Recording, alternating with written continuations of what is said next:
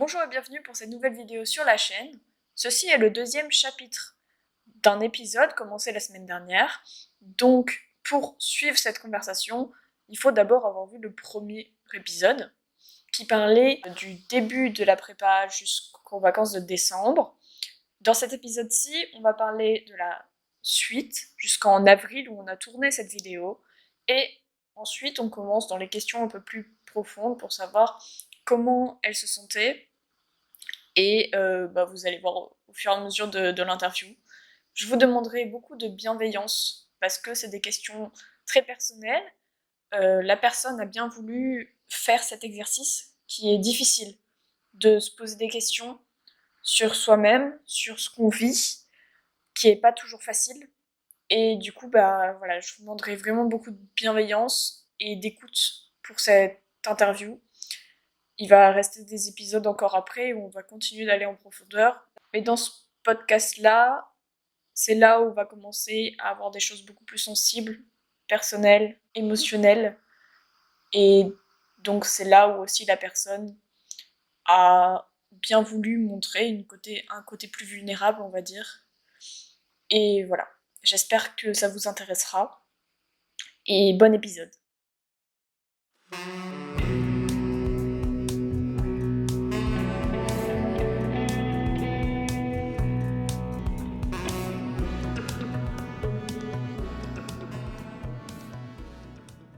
Pendant les vacances, on se fait un emploi du temps et puis finalement, on a commencé quelque chose, donc on veut le finir à tout prix parce que sinon c'est compliqué de se dire ah bah je l'ai pas fini, donc ça nous trotte dans la tête pendant qu'on fait autre chose et c'est vraiment une sorte de tornade, de tempête de pensées, de cours, de choses à faire tout le temps, tout le temps, tout le temps, et qui fait que les cours, enfin que c'est vraiment éprouvant.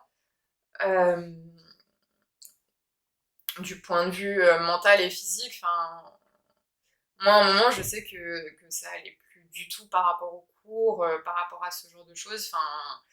Enfin voilà, je me sentais. Enfin, et à plusieurs reprises, en fait, hein, je suis allée voir mes profs pour leur en parler, pour leur dire, bah écoutez, enfin, voilà, en plus, moi, à un moment dans l'année, j'ai perdu ma grand-mère, donc ça a été vraiment enfin, la goutte de trop qui a fait déborder le vase enfin voilà, j'ai complètement cessé de fonctionner parce que je me suis culpabilisée parce que pendant les vacances, en fait, j'étais pas allée la voir, j'étais restée chez moi pour pouvoir travailler parce que j'avais des DS au retour des vacances, parce qu'il fallait que je prépare d'école, ce genre de choses, et donc j'étais pas du tout allée la voir.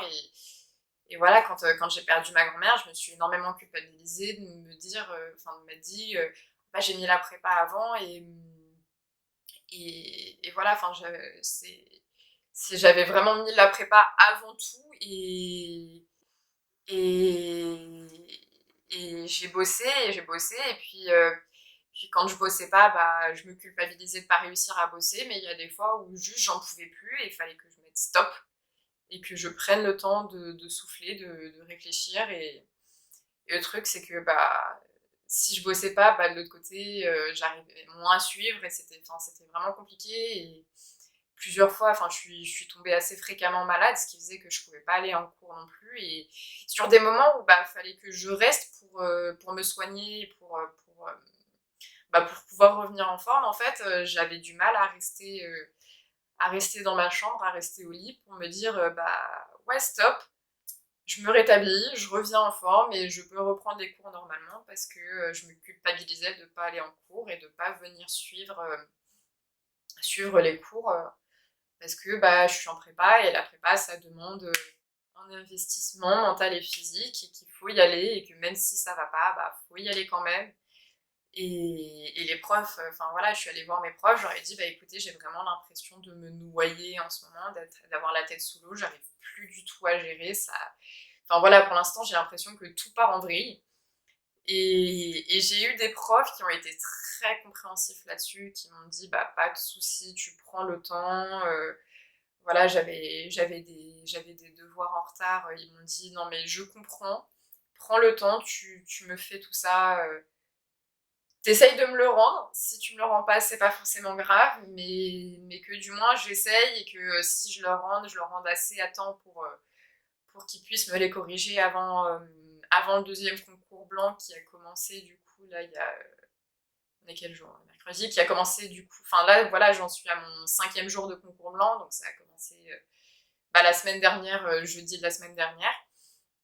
Et oui, voilà, enfin, même si j'avais du retard sur certaines choses, il y en a qui se sont montrés tout de suite très compréhensifs, et puis de l'autre côté, ça reste la prépa, donc faut quand même, enfin, malgré tout, faut rester à niveau, faut continuer de bosser, de reprendre ces choses en main. Enfin, j'en ai parlé avec une camarade qui est en prépa aussi et qui m'a dit, enfin, qui a vécu aussi le deuil avec la prépa, et elle m'a dit mais la prépa c'est pas du tout c'est pas du tout l'environnement dans lequel on peut faire son deuil normalement. Enfin, c'est la prépa, ça nous force à mettre le deuil entre parenthèses pour pouvoir se concentrer sur la prépa. Et moi à ce moment-là c'est pas ce que je pouvais faire. J'ai mis mon deuil avant parce que je sentais que sinon j'allais complètement vriller. Mais mais mais voilà, après, enfin, c'est une fois qu'on revient, on revient un peu plus sereinement aussi, et on apprend les choses un peu plus simplement. Et ouais, là, ça y est, enfin, voilà, je suis revenue dans le sens métaphorique du terme. Je me suis pas vraiment cassée de la prépa, même si j'avais voulu le faire, je l'aurais pas fait. Parce que voilà, enfin, c'est, il faut prendre le temps mentalement, mais il faut être présent quand même et suivre les cours, même si on est là qu'à moitié, parce que bah, sinon c'est compliqué à gérer. Et puis l'absentéisme, au bout d'un moment, ça devient vite, je sèche des cours par-ci par-là, et puis après, c'est compliqué aussi de se motiver à venir en cours quand on se sent plus très bien en cours. Donc des fois, bah, faut se forcer. Enfin, voilà, des fois, il y a des fois où je me forçais à aller en cours parce que sinon, je savais que j'allais pas y aller de la journée, et que si j'y allais pas le matin, enfin, j'arriverais pas à me forcer l'après-midi. Et enfin, il y a des fois où j'arrivais pas à y aller le matin parce que, bah, voilà, j'étais malade, j'allais pas bien mentalement, et puis, et du coup, bah, c'était compliqué de revenir en cours après. Et, et, et, et du coup, enfin voilà, au bout d'un moment, je, je me suis dit bon, stop. Et j'ai repris pleinement les cours. J'ai eu des discussions avec ma mère plus que houleuses par rapport à la prépa, tout ça, parce que voilà, après, enfin, c'est, c'est, c'est, c'est, disons que mon approche de la prépa était un peu trop tranquille, un peu trop sereine, un peu trop baba cool entre guillemets, et que bah voilà, fallait que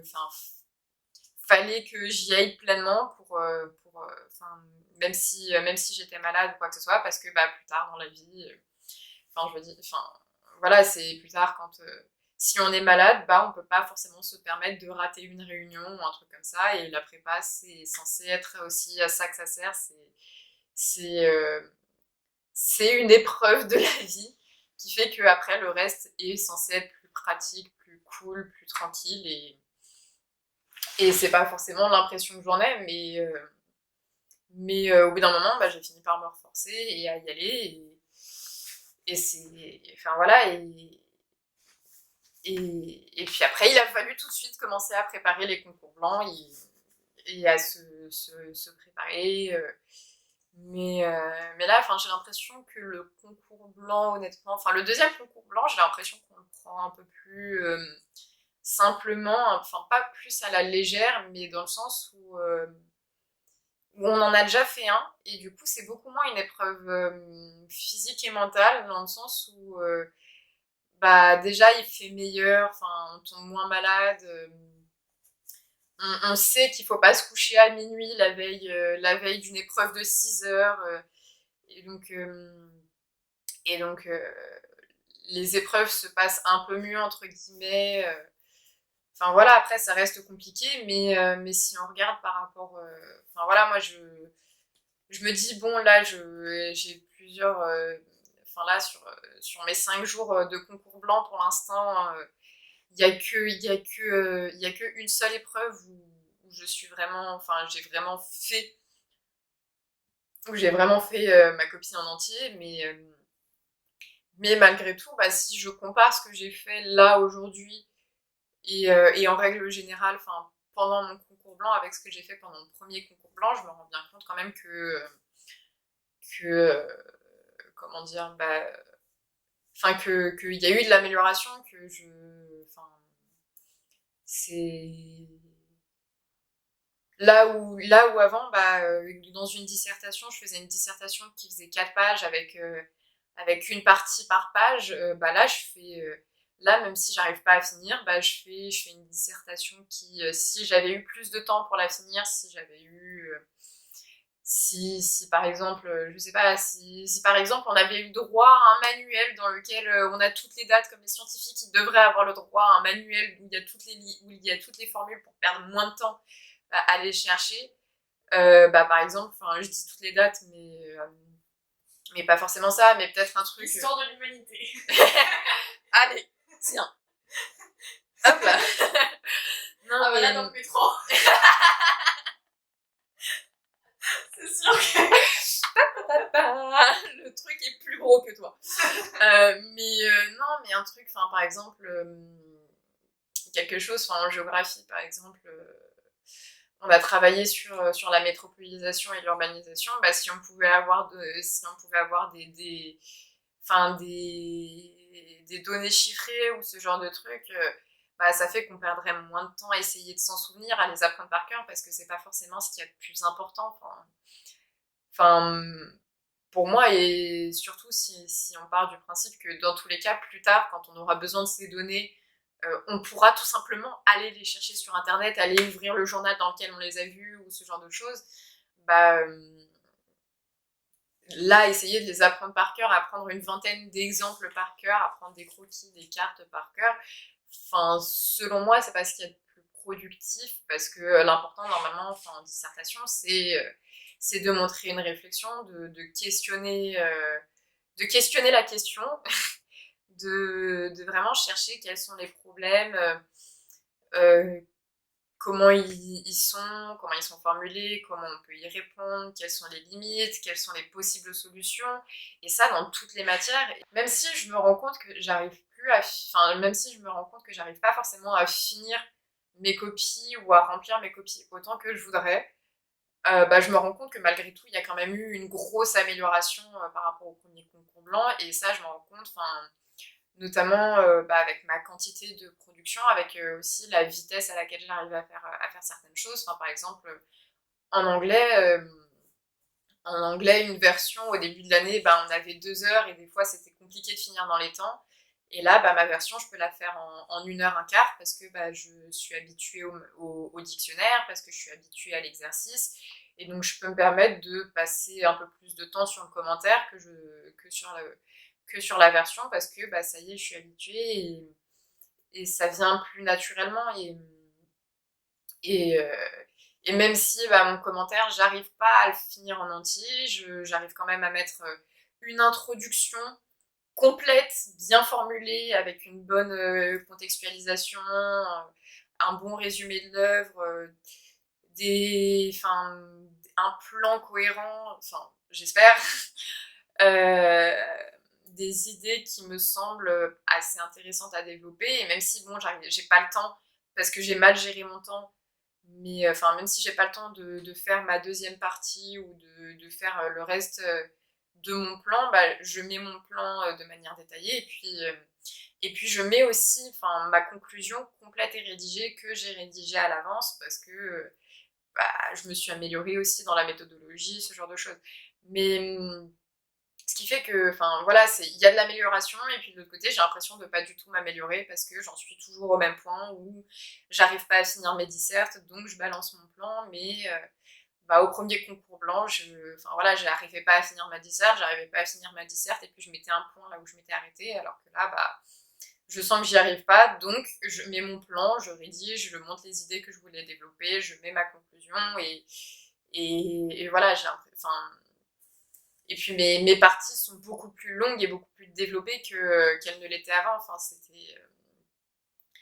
Enfin, voilà, en anglais, avant, ma copie, c'était 4 pages. Là, ma copie, c'est une page entière d'introduction, 3 pages de première partie. Ça aurait été 3 pages, 3 ou 4 pages de deuxième partie, et puis une page de conclusion, ce qui fait 8 pages. Et la production double si on prend en compte... Enfin, la production aurait doublé si j'avais réussi à faire ma copie en entier. Et c'est pour ça que enfin, là où j'en suis en ce moment, c'est assez compliqué parce que de l'autre côté, je sens bien qu'il y a de l'amélioration, et puis de l'autre côté, je me pine en examen et j'y arrive pas. Et enfin, j'ai l'impression de pas y arriver, même si je sais qu'il y a cette amélioration, mais de l'autre côté, j'en suis à ce point où c'est galère et, et l'impression de pas y arriver du tout, alors que en soi, on est censé y arriver un peu mieux, même si on n'y arrive pas. Comment tu te sens en ce moment? C'est quoi ton émotion principale depuis le début de la prépa?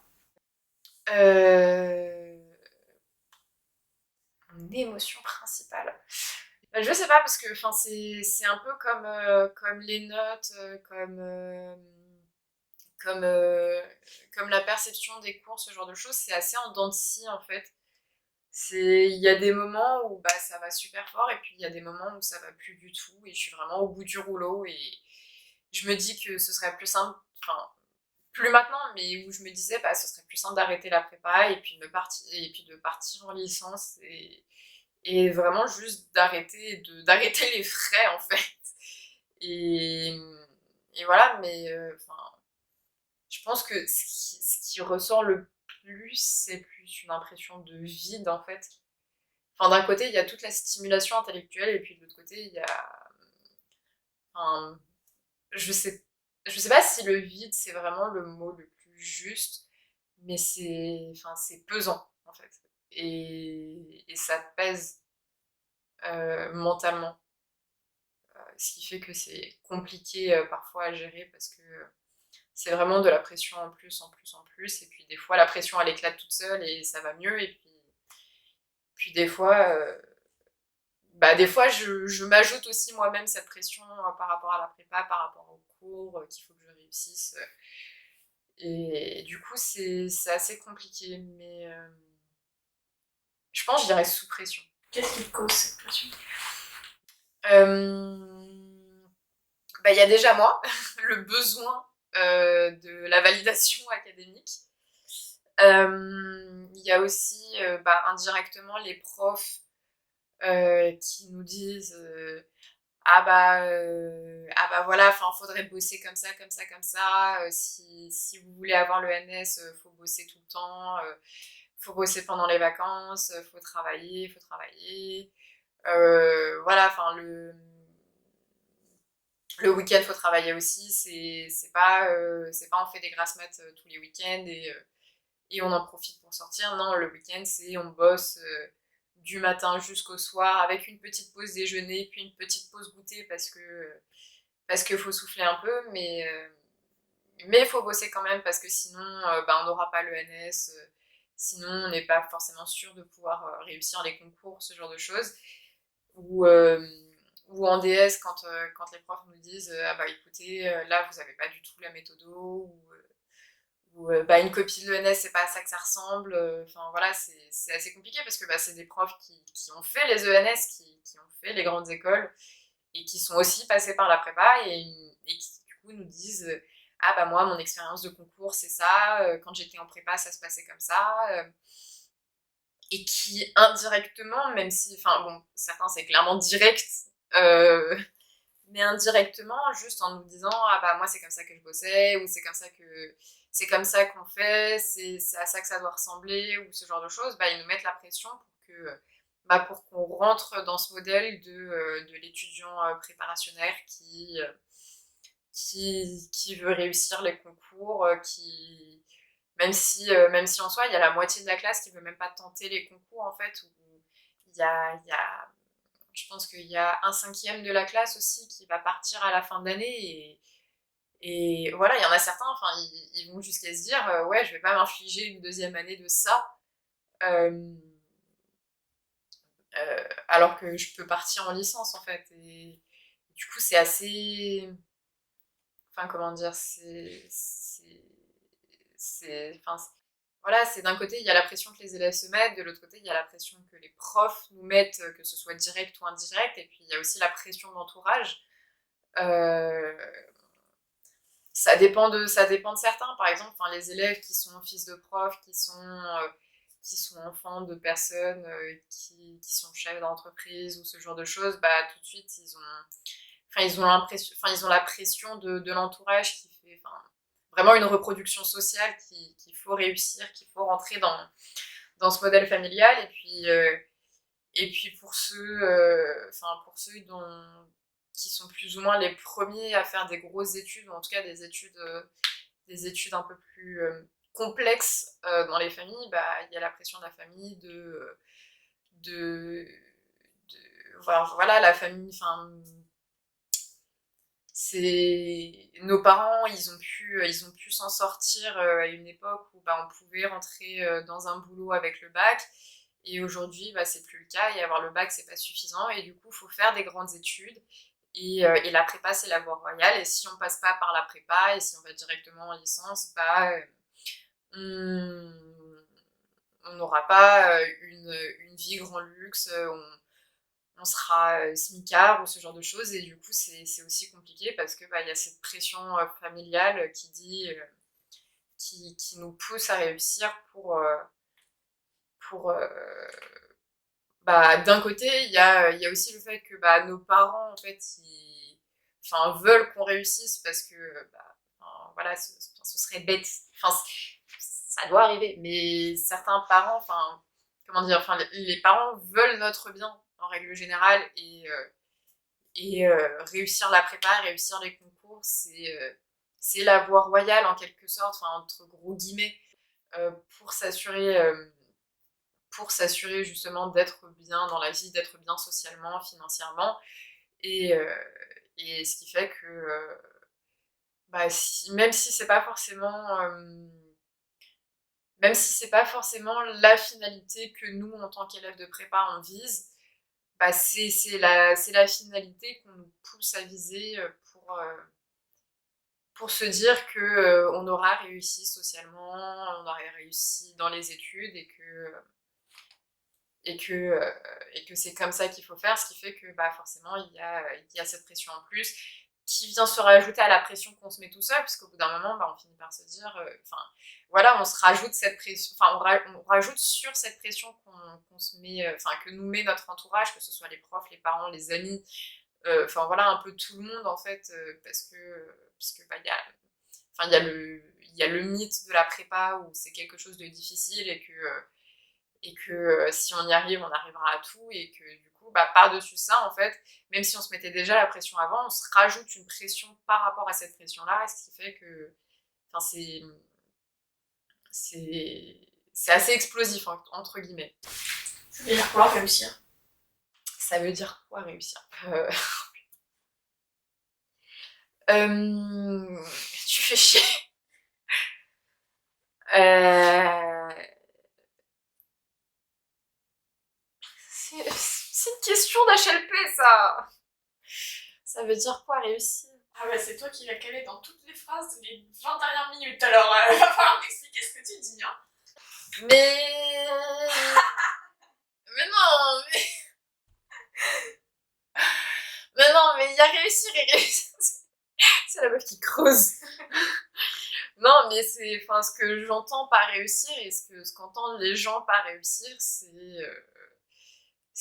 enfin, enfin, en tout cas, en tant qu'élève de prépa, ce qui est entendu par le terme réussir et ce qui est la vision de la réussite qui nous est plus ou moins imposée au bout d'un moment, en fait, c'est, euh, c'est ben, un élève enfin, sans forcément majorer, qui s'en sort bien, qui travaille tout le temps, qui, qui fait des fiches, qui apprend son cours, qui quand il rentre il travaille, qui réussit les concours, donc qui est admissible, qui va en ENS, ou en ENS ou dans les autres écoles, parce qu'il y en a plein, mais enfin voilà, un élève de prépa qui réussit ses concours et qui plus tard mène une vie digne du rêve américain en quelque sorte, où du coup il est bien placé dans l'échelle sociale, bien placé dans la hiérarchie de l'entreprise, qui s'en sort bien financièrement, qui est à l'aise financièrement, euh, qui a en quelque sorte un certain prestige social, financier, oui, c'est ça c'est ouais, plus ou moins l'équivalent du rêve américain. Et toi, c'est ce que tu veux?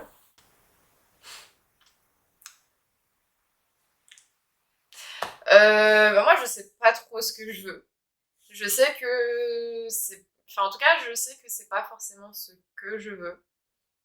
Je sais avec certitude qu'il y a certaines choses que je ne veux absolument pas. Voilà, je sais que... Enfin...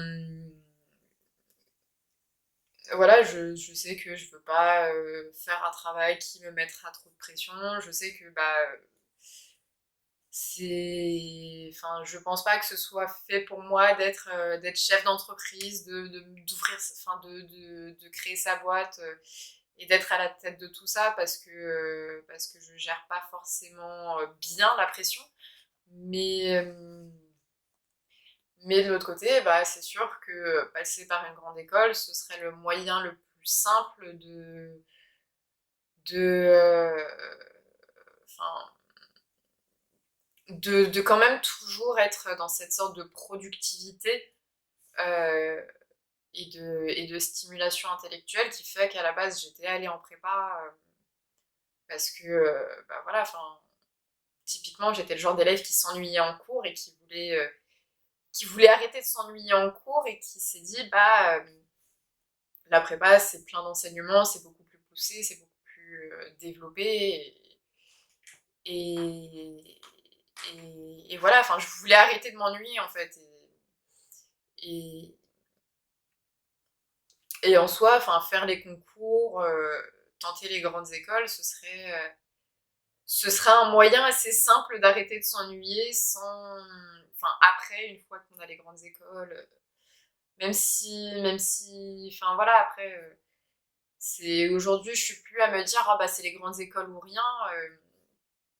Si j'arrive pas, si je suis pas admissible ou quoi que ce soit, j'ai pas de problème à me dire que j'irai en licence et que c'est pas grave, mais, euh, mais dans tous les cas, passer par la prépa, en tout cas, c'est sûr que c'est un moyen plus simple. Enfin,